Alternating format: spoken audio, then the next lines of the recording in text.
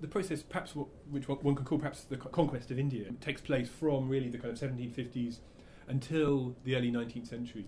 It's a process which begins in the 1750s in eastern India, in Bengal, where with the British defeating Siraj ad-Dawla at the Battle of Plassey, and it ends with military victory over one of a number of Indian powers, but the last kind of large-scale India-wide power, the Marathas, in the first decade of the 19th century, with a few conflict continuing on a smaller scale into the 1810s and 1820s. But by the early 19th century, the British are the dominant political force in India. That process of conquest, it's important to point out, was not planned. It was chaotic. It was driven by the British response to a series of crises rather than any attempt to kind of put any single plan into action.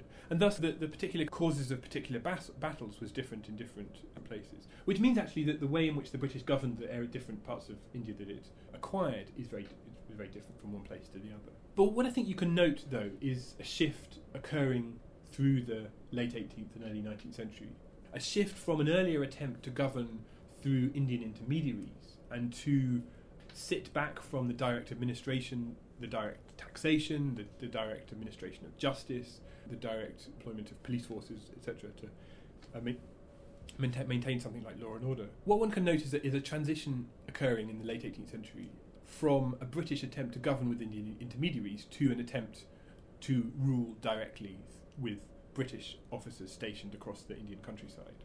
To begin with, in the 1760s, 1770s, where British rule expands, the East India Company steps back from directly administering Indian territory. It tries to find collaborators, it tries to find members of the existing ruling elite who they can govern through.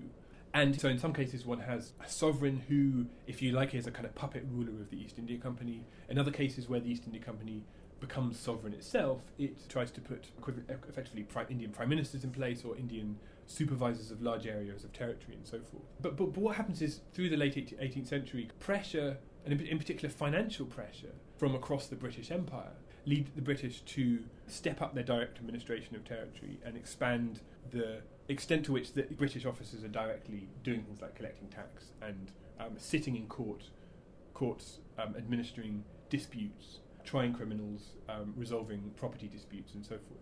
Earlier efforts to govern with Indian intermediaries don't lead to the consistent, stable revenues which the East India Company in London expects.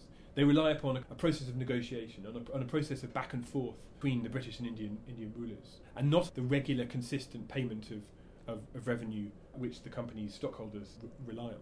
This is a time in Britain, we're talking here about the 1770s and 1780s, this is a time of crisis throughout the British Empire. It's the time in which the British lose the 13 colonies in the Americas, when they lose the American War of Independence. So it's a time of imperial crisis, and it's a time of financial crisis where the East India Company virtually goes bankrupt a couple of times and needs to be bailed out by the British taxpayer.